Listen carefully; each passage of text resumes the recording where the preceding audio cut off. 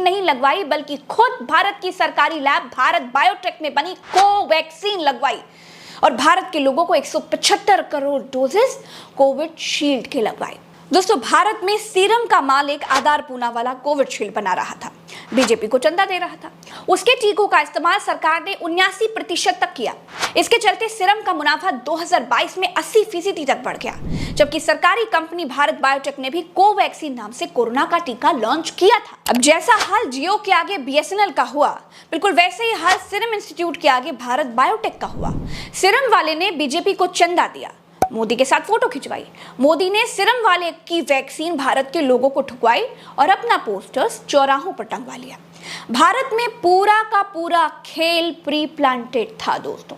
इसीलिए भारत में हो रही मौतों पर बीजेपी सरकार से लेकर स्वास्थ्य मंत्री तक किसी ने मुंह नहीं खोला है। कुछ दिन पहले भारत के स्वास्थ्य मंत्री से पूछा गया कि भारत में लोग अचानक मर रहे हैं, कोई गरबा खेलते हुए मर रहा है, कोई जिम करते हुए मर रहा है, तो भारत के स्वास्थ्य मंत्री ने जानते हैं क्या कहा?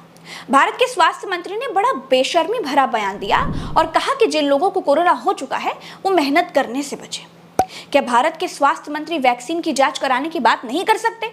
और अगर कोई जांच हो रही है, कोई जांच हुई है, तो उसके बारे में क्यों नहीं बताते? दोस्तों, जो वैक्सीन बनाने वाला है वो बीजेपी को चंदा देता है। बीजेपी सरकार ने उसकी ही वैक्सीन सबसे ज्यादा सरकारी टीकाकरण अभियान में चलाई और कोविशील्ड बनाने वाली कंपनी को 80% ज्यादा फायदा हुआ। आप इसको ध्यान में रखकर सोचिएगा, बहुत जरूरी है ये।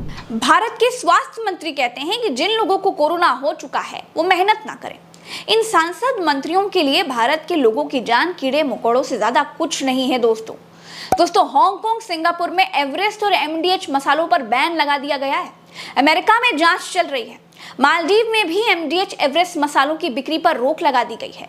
बताया गया है कि इन मसालों में कीटनाशक हैं और इन मसालों को खाने से कैंसर होने का खतरा है। विदेशी लोग अपने लोगों की जान के बारे में सच में चिंतित दिखाई देते हैं। भारत के प्रधानमंत्री इस बारे में चिंतित दिखाई देते हैं कि किसी ने नवरात्र में मछली खाई, किसी ने सावन में मछली खाई। उनको भी खाने की चिंता है, ऐसा नहीं है कि चिंता नहीं है, लेकिन उनको सावन और नवरात्र की चिंता है। विदेशी सरकारें अपने लोगों की जान के लिए जागरूक हैं।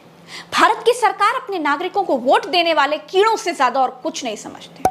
एक और उदाहरण देती हूँ। भारत के प्रधानमंत्री बड़े तुर्रब खान बनते हैं, लेकिन दोस्तों भारत में जो कारें पीपे टीन की डिब्बों की तरह बेची जा रही है ना, कीमत के लिए सेफ्टी से खिलवाड़ किया जा रहा है। कम कीमत दोगे तो एबीएस नहीं मिलेगा, 2 ही एयरबैग मिलेंगे। मतलब कम कीमत वालों को एक्सीडेंट में मरना अलाउड है, ये भारत की सरकार भी मानती है। ज्यादा कीमत दोगे तभी ज्यादा सिक्योरिटी फीचर्स मिलेंगे, लेकिन विदेशों में ऐसा नहीं है। वहां सिक्योरिटी फीचर स्टैंडर्ड हैं।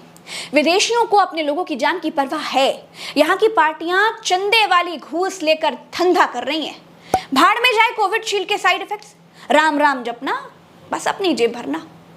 नमस्कार दोस्तों, चैनल को सब्सक्राइब कीजिएगा, वीडियो को शेयर कीजिएगा, इस सच को अपने नाते रिश्तेदारों यार दोस्तों सबके ग्रुप्स में भेजिएगा, सबको समझाइएगा, शायद आंखें साफ हो जाएं और लोगों को जागरूक कीजिएगा। एक सच्चा वीडियो बनाने में बहुत मेहनत लगती है दोस्तों।